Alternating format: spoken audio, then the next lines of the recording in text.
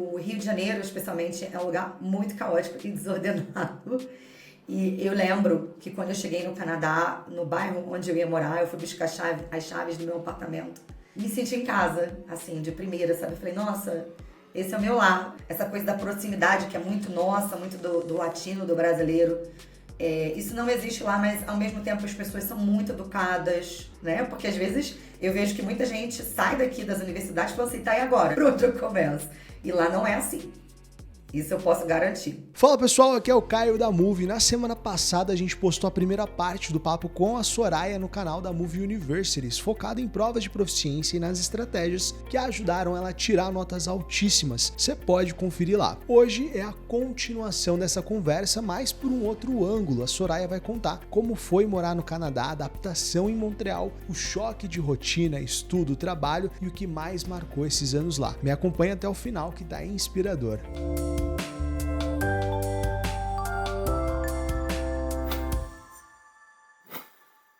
Como que foi o seu primeiro contato com o Canadá, Soraya? Você foi para estudar, para trabalhar? Como é que foi isso? Então, meu primeiro contato foi trabalhando com alunos que estavam se preparando para exames de proficiência para emigrar para o Canadá. Então, eram alunos que estavam estudando para poder fazer um college no exterior, poder cursar uma universidade.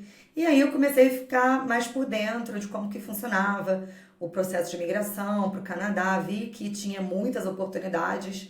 Isso lá ainda em 2010, 2011. E eu já havia morado fora nos Estados Unidos. Tinha vontade de voltar para o exterior. Eu sou do Rio de Janeiro. Aí eu conheci o meu marido, que é de Curitiba, que também tinha esse desejo muito grande de morar fora. E a gente foi amadurecendo a ideia e acompanhando a trajetória dos meus alunos, vendo que eles estavam indo para o exterior e conseguindo se posicionar bem, às vezes com muito menos experiência do que, por exemplo, o meu marido tinha, com muito menos inglês do que eu e ele temos. Aí a gente pensou, bom, essas pessoas estão indo, estão conseguindo formar uma vida lá, se desenvolver profissionalmente, então eu acho que a gente consegue também. E aí em 2013 nós aplicamos para o processo de imigração no Canadá e em 2016 nós fomos para o Canadá. Mas te encantou no país logo de cara, que fez você permanecer no Canadá assim que você foi para lá? Primeiro de tudo, eu tinha ideia de que o Canadá era um país muito tranquilo. Eu morava em Copacabana, no Rio de Janeiro, para quem conhece sabe que é um caos. E aquilo não fazia mais um pouco parte de mim, eu estava me sentindo um peixe fora d'água. Porque quando você é jovem, você mora num lugar movimentado, você tem 20, 21 anos, é legal, você aproveita. Mas eu já estava num momento em que eu queria paz, meditar, ler um livro, fazer crochê, que é uma atividade que eu faço no meu tempo livre. E Copacabana já não estava mais se encaixando ali. Então, a primeira coisa que me chamou a atenção no Canadá foi essa tranquilidade que me parecia haver lá. E realmente há uma paz, uma tranquilidade muito grande. Isso é o que me encantou de cara quando eu cheguei lá. E também a organização. O Rio de Janeiro, especialmente, é um lugar muito caótico e desordenado. E eu lembro que quando eu cheguei no Canadá, no bairro onde eu ia morar, eu fui buscar as chaves do meu apartamento. Me senti em casa, assim, de primeira, sabe? Eu falei, nossa, esse é o meu lar, essa é a minha casa. Eu me senti muito bem, muito confortável. Foi uma experiência muito boa para mim, foi um primeiro contato muito bom. Então, o que me encantou foi a paz, foi a beleza, a tranquilidade, a organização. Isso realmente é algo que chama atenção pra gente. Quanto tempo que você morou no Canadá? Eu morei no Canadá por 5 anos, consegui a cidadania porque eu já fui para o Canadá como residente permanente. Como que a tua experiência de ter morado no Canadá por 5 anos ajudou a construir o teu método de ensino hoje mais prático, né, voltado para essas situações reais de comunicação? Quando eu cheguei no Canadá, eu comecei a reparar muitas diferenças entre o inglês que a gente aprende nos livros e o inglês que realmente é usado no dia a dia. É claro que a base do idioma, gramática, a gente precisa conhecer para a gente poder ter independência para falar. Mas quando a gente chega lá, a gente aprende expressões, vocabulário, que é um pouco diferente dos que a gente vê nos livros aqui. E isso foi algo que desde o início eu tentei incorporar nos meus cursos. Eu me considero pioneira em educação à distância, porque eu comecei a dar aula online em 2005 Eu dava aula pelo Skype para o pessoal que trabalhava embarcado nas plataformas de petróleo no estado do Rio de Janeiro. Então, eu tinha muitos alunos que trabalhavam na plataforma, eles tinham internet a rádio.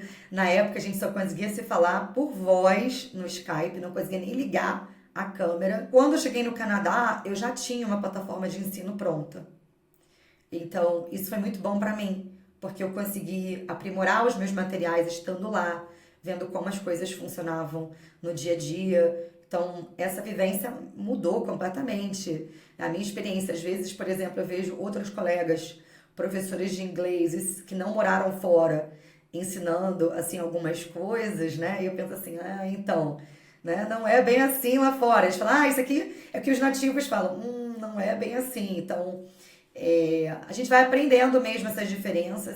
Como eu já preparei muitos alunos também para morar fora, eu vejo que quem não estuda o idioma, né, quem não está realmente com um nível de inglês minimamente bom, que eu diria intermediário, idealmente um B2, né, que seria um quase avançado, se batem um pouco mais, às vezes até para se colocar no mercado de trabalho, isso tudo. É possível, sim, a gente tem alunos que têm muita experiência, que conseguem com um pouco de mais facilidade, mesmo tendo um nível de idioma mais baixo, mas a gente vê que quem tem um nível de idioma melhor chega lá e se posiciona melhor. Mas ainda assim, todos os alunos, mesmo os que têm nível de inglês avançado, me contam depois, nossa, eu achava que eu falava inglês super bem, apanhei tanto aqui, um colega falou isso aqui comigo e eu não sabia como responder, o meu chefe falou isso, eu respondi aquilo, depois um colega me falou que eu entendi a pergunta completamente errado.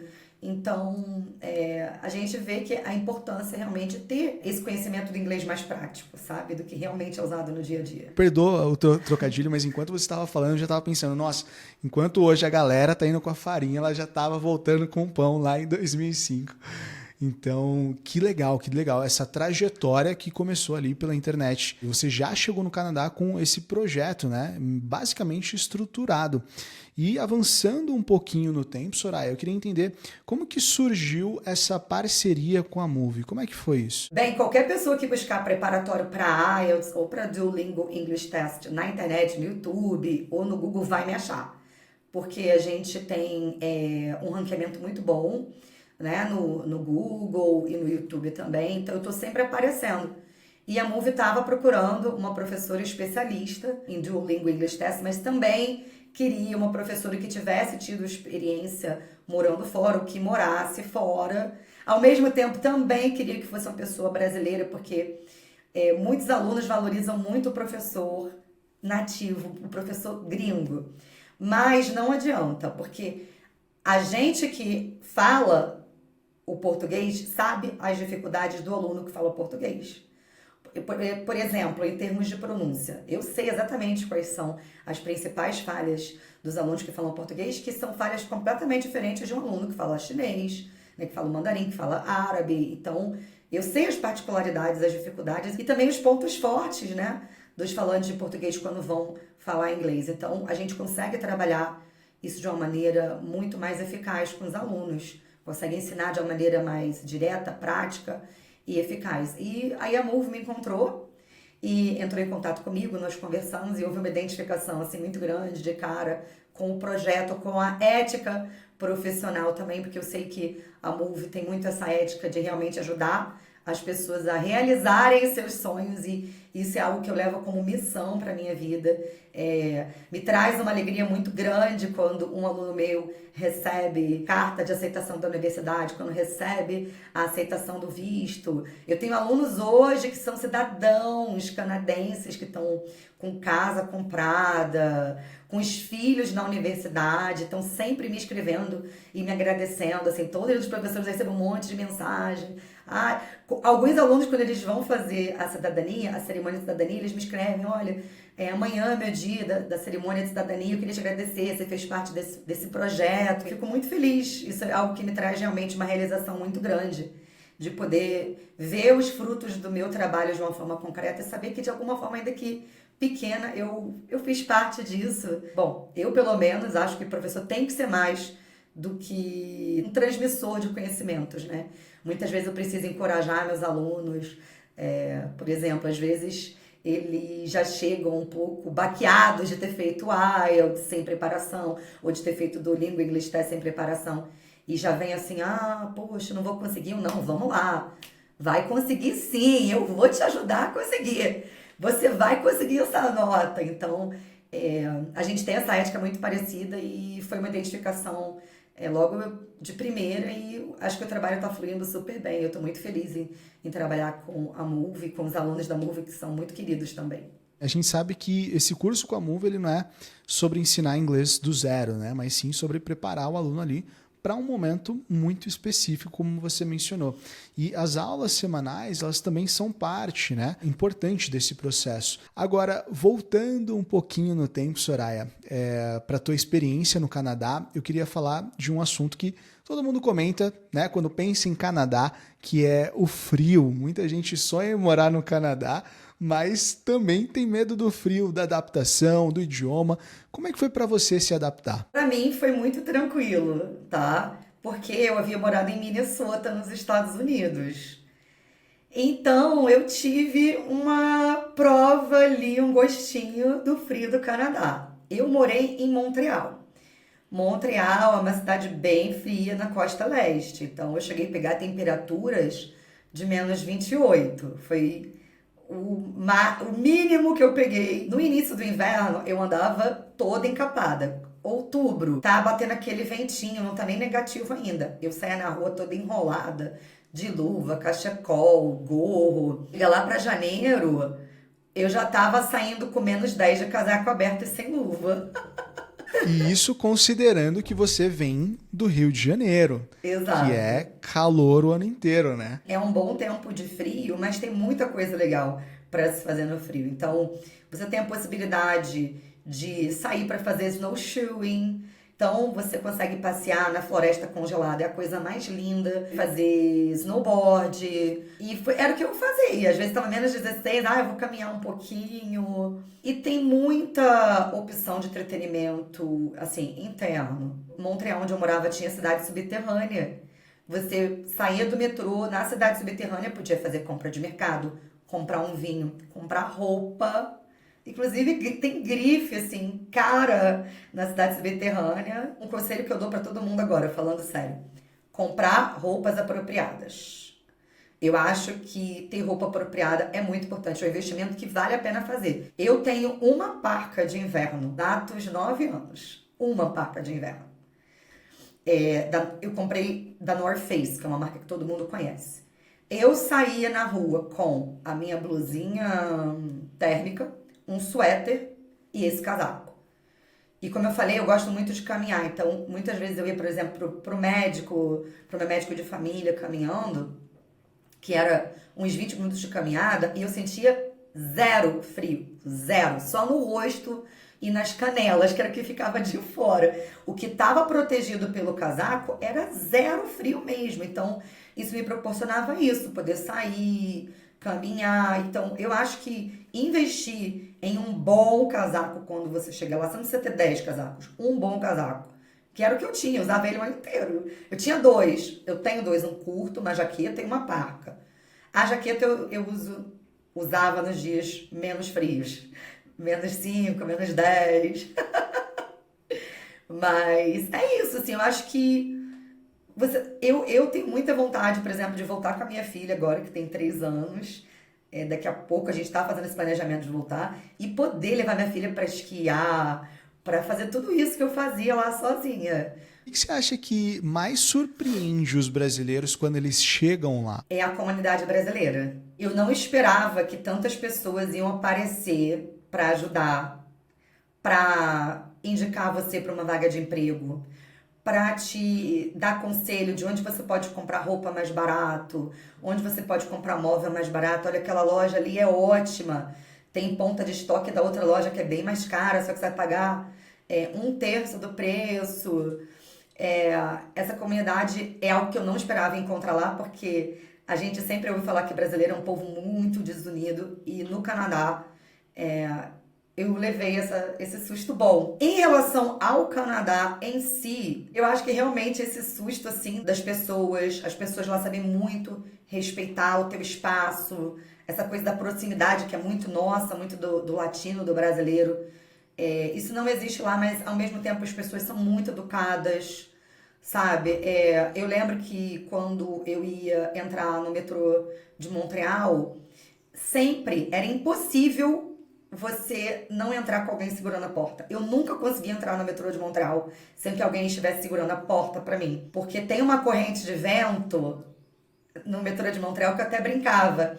Que a Dilma falou que ia estocar vento pra vender. E eu até comecei a brincar quando eu tava no Canadá. Gente, vocês zoaram tanto a nossa presidenta por causa da história do estoque de vento, mas aqui no Canadá dava para fazer estoque de vento, porque o metrô fica uma circulação de vento e a porta é muito pesada para você abrir. Então, sempre tinha alguém segurando para o próximo vir e pegar, e é algo que nós brasileiros, infelizmente, não estamos acostumados. No início, no Canadá, eu me senti mimada, até um pouco. Eu lembro de uma vez que eu fui na biblioteca, me inscrever na biblioteca para poder pegar livro e usar os recursos da biblioteca. Então, por exemplo, lá as bibliotecas tinham curso de inglês, as bibliotecas emprestavam iPad, as bibliotecas emprestavam laptop, tinha também DVD, Blu-ray para você pegar para assistir em casa. E eu lembro que a bibliotecária, assim, me mostrou a biblioteca inteira, me falou de tudo que eu podia aproveitar na biblioteca, perguntou, né, sobre as minhas origens, o que eu estava fazendo no Canadá. Eu fui tão bem recebida, assim, que eu falei assim, gente, eu não tô acostumada com isso, eu tô sendo mimada. Então, as pessoas são muito gentis no Canadá, muito gentis no geral. É algo que realmente surpreende todo mundo, porque, especialmente quem mora em Rio e São Paulo, tá todo mundo ali meio, sabe, correndo de um lado para o outro e não olha para a comunidade. Esse senso de comunidade do Canadá, que eu acho que o brasileiro incorpora muito bem quando vai para lá, isso é muito bom. Isso é muito legal ouvir, né, que existe esse senso de comunidade, né, porque muitas pessoas, né, principalmente quem está assistindo a esse vídeo, a esse papo aqui nosso, não tem, né, ideia de como que funciona, de como que é a vida no Canadá. E eu queria, inclusive, que você contasse um pouquinho como é que foi o seu processo de imigração para o Canadá. Bem, meu processo de imigração, ele foi um pouco enrolado. Demorei uns 3 anos para tomar a decisão de dar entrada no processo. Em 2013, a gente sofreu um golpe. A gente sofreu um golpe dentro de casa, uma horror story total. Eu falei assim, não, chega, gente, eu dentro de casa levei um golpe. O que mais me falta acontecer nesse país? Eu já tinha sido assaltada alguns anos antes e foi uma experiência um pouco traumática, porque era a véspera do meu casamento. Eu comecei, ai meu Deus do céu, meu marido vai ficar viúvo sem nem ter casado. Nós demos entrada na residência permanente, porque o meu marido tinha o perfil para aplicar para residência permanente.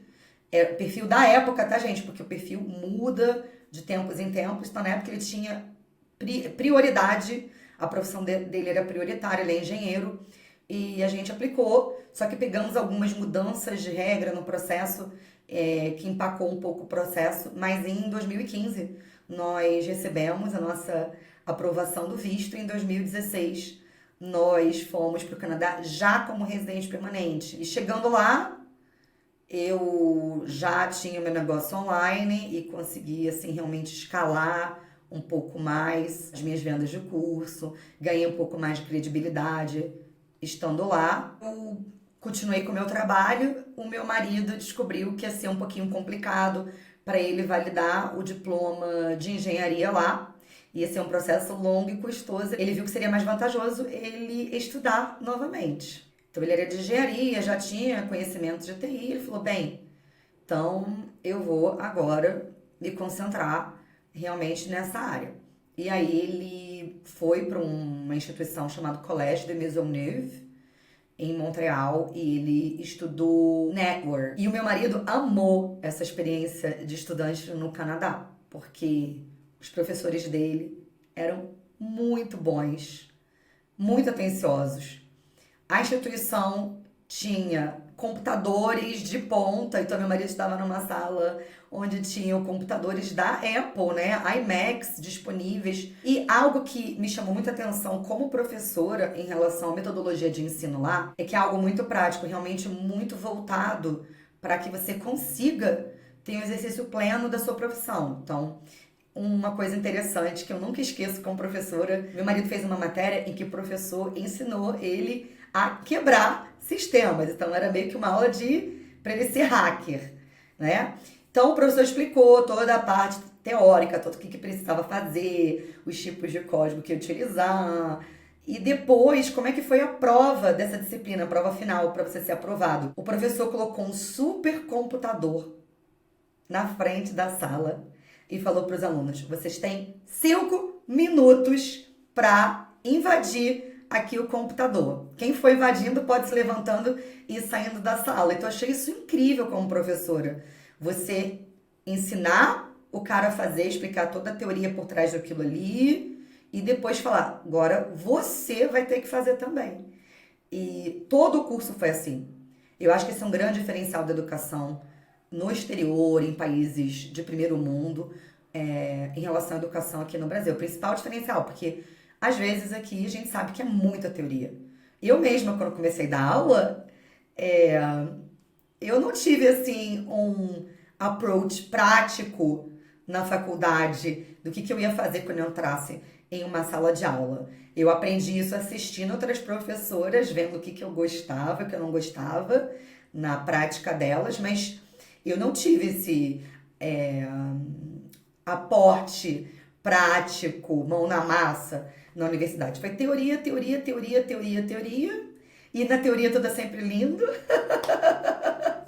Sempre maravilhoso. Se o professor motivar o aluno, ele vai aprender plenamente. A gente sabe que não é assim que funciona. Então, eu acho que lá o foco é em você saber exercer a sua profissão para contribuir também para a sociedade e se sentir uma pessoa capaz, né? Porque às vezes eu vejo que muita gente sai daqui das universidades e fala assim: tá, e agora? Por onde eu começo? E lá não é assim. Isso eu posso garantir. Então, assim, é legal isso, você comentar isso, porque eu vejo que o Canadá ele acaba sendo um destino extremamente especial, né, para quem quer estudar e crescer profissionalmente justamente por conta dessas situações que são colocadas ali no dia a dia do aprendizado para que a pessoa, né, para que o aluno ele possa crescer, ele possa se desenvolver de forma prática, né? Um outro ponto é que assim, muita gente acha que precisa saber tudo para começar o intercâmbio, né? Para dar esse primeiro passo. Mas para essas pessoas que já vêm com essa mentalidade, né?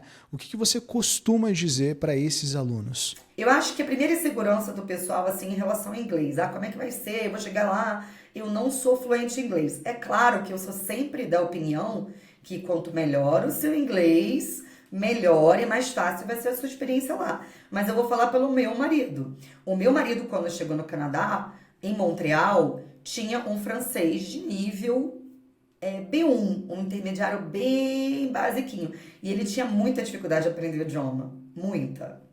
Eu cheguei, às vezes, a pensar assim: ele nunca vai falar esse idioma bem falado. Que nada. Ele chegou lá, entrou numa instituição francófona. E tem um detalhe importante, Caio. No Quebec, você precisa fazer algo que eles chamam de exit exam, que é um exame de saída. Você tem que fazer um exame de inglês, se você cursou a universidade em inglês, ou um exame em francês, se você fez o seu college em francês. Meu marido precisou fazer essa prova e eu ficava desesperada, achando que ele nunca ia conseguir passar. E ele não passou de primeira por causa das aspas, porque as aspas no francês é como se fosse aquele sinal de maior e menor.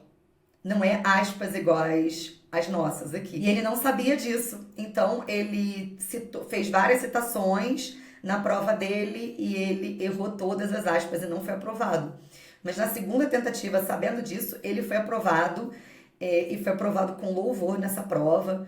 Então, você vai conseguir desenvolver o idioma estudando na instituição. Você vai ter contato com os professores que vão estar falando inglês, com material em inglês. Então, não é esse bicho de 7 cabeças que todo mundo imagina.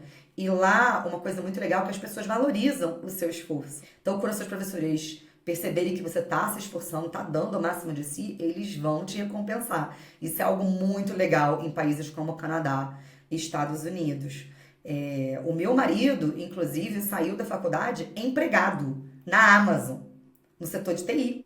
O meu marido virou meio que uma lenda lá na faculdade dele, porque depois que ele saiu, o professor sempre mencionava: a gente tem um aluno que saiu daqui direto para a Amazon, a gente tem um aluno que saiu aqui direto para a Amazon. Os colegas que estavam em semestres mais atrás falaram que ele estava sempre sendo mencionado lá. Então, eu acho que assim, você tem que estar disposto realmente a dar o melhor de si. E nós brasileiros somos muito bons nisso. Eu acho que nós vestimos muita camisa de tudo que a gente se propõe a fazer e pra gente tá sempre tudo muito bom, tá? A gente vai lá, encara os desafios, faz acontecer. Não é à toa que nós somos os reis da gambiarra, sabe? O canadense americano, ele tem com a cabeça muito certinha. Olha, se a coisa não for desse jeito aqui, ela não vai. Nós não, nós damos um jeito. Então, eu acho que o brasileiro tem esse jogo de cintura para encarar os desafios, as dificuldades. Eu acho que o principal é realmente estar disposto. Eu acho que isso é a grande questão. Conhecer alguém que voltou porque não se deu bem? Eu não conheço, tá, gente? Eu não tô falando que não exista, mas eu, Soraya, não conheço. Todos os meus alunos, graças a tudo, estão muito bem posicionados lá. Pra gente encerrar, agora a gente está lançando a mentoria Pro Canadá, e eu já vou falar um pouquinho mais sobre ela, e você vai estar com a gente nessa também. E eu queria ouvir de você o que mais te motiva hoje em estar nesse projeto com a Move, ajudando brasileiros a realizarem esse sonho de estudar fora. Bem, primeiro de tudo, eu já estive no lugar dessas pessoas. Então, eu sei como é esse sonho de viver uma experiência nova, ter um recomeço de vida e também ter oportunidades melhores, porque a gente sabe que aqui no Brasil, eu estou no Brasil porque eu tenho empresa, mas a gente sabe que no Brasil é muito difícil, é tudo muito difícil, né? Especialmente agora, a gente está vivendo uma época em que está tudo absurdamente caro, a situação econômica está muito instável e, como eu falei, o brasileiro é um povo que está acostumado a ralar demais. Então, me motiva muito saber que eu vou poder ajudar pessoas talentosas, que têm potencial para ter uma vida muito melhor, a conseguir isso para si mesmo e para suas famílias. Porque a gente sabe que a maioria dos alunos, né, hoje, que visam um projeto de migração, são pessoas que estão querendo dar uma vida melhor, uma vida mais justa, uma vida mais tranquila para as suas famílias. Eu acho que o pessoal que é solteiro realmente é uma minoria. Então, assim, isso me traz muita alegria saber que eu posso fazer parte desse projeto realmente de vida das pessoas. E não tem como negar. Eu acho que você viver em um lugar em que você tem paz de sair na rua, tranquilidade. Me sinto até segura aqui em Curitiba, mas nunca como eu me sentia no Canadá. No Canadá, eu largava o meu casaco em cima da mesa do restaurante, bolsa, celular, ia sozinha no banheiro. Claro que, né, alguma coisa pode acontecer? Pode, mas é uma chance muito mais remota. Então, saber que as pessoas vão poder ter acesso a uma qualidade de vida melhor, dar um futuro melhor para seus filhos, isso me motiva muito. E eu já estive nesse lugar, querer isso um dia para mim, e em breve, se Deus quiser, estarei de volta no Canadá também, porque eu amo o Canadá. Eu sinto muita falta da minha vida lá. Eu tô feliz aqui, mas eu sinto muita falta de alguns aspectos da minha vida lá. E em breve, eu não vou dar muito spoiler, porque eu ainda tô planejando, mas eu volto em breve, pessoal. Maravilha. Soraya, foi muito bom esse papo. É inspirador ver o quanto o teu trabalho ajuda os nossos alunos a se prepararem com mais segurança e propósito, né? Eu já quero, inclusive, deixar aqui o convite para a gente marcar uma próxima conversa para falar mais sobre a evolução, inclusive, desses alunos, como é que tem sido acompanhar de perto o progresso deles e o impacto que esse preparo ele tem trazido para quem está embarcando nesse sonho. Combinado? Combinado. Pode me chamar que eu venho. Para você que está assistindo, presta atenção porque vem novidade boa aí. A Move, que tem hoje o modelo de preparação acadêmica mais completo do Brasil, está lançando oficialmente a mentoria Pro Canadá, uma solução criada para quem quer estudar e construir uma carreira no Canadá com segurança e estratégia.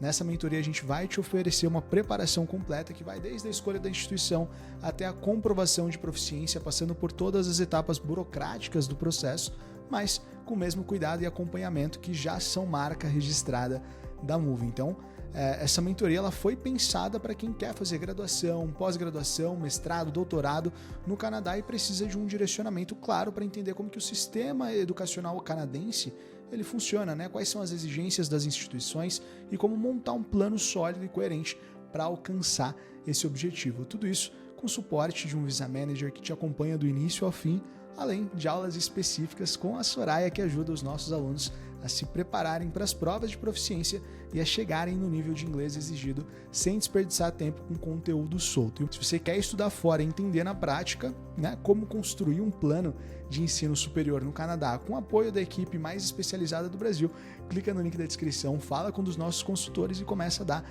esse primeiro passo hoje mesmo. Valeu demais por ficar até aqui, a gente se vê no próximo vídeo e até mais.